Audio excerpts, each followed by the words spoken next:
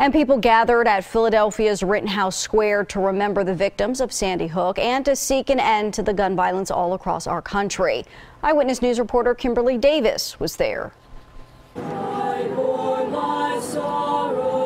A somberness rested over Rittenhouse Square as dozens gathered to mourn the loss of 26 people whose lives were cut short at Sandy Hook Elementary School. We are here to ensure they are never forgotten and to raise awareness of our country's epidemic of gun violence.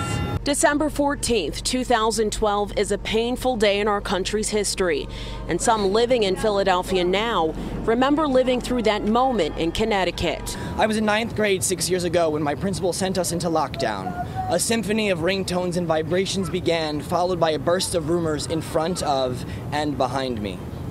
One moment we were watching a documentary on Mohammed, and the next CNN's live coverage in Newtown. Brandon Robbins Cartagena was just 12 miles away from Sandy Hook when the shooter opened fire.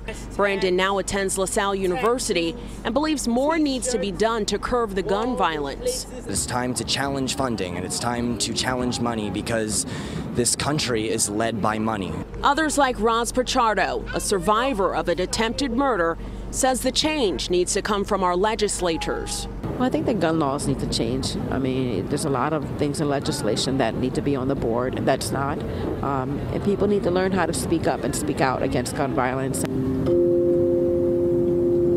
Chimes for those who have lost their lives and a renewed hope for others who are trying to be the change.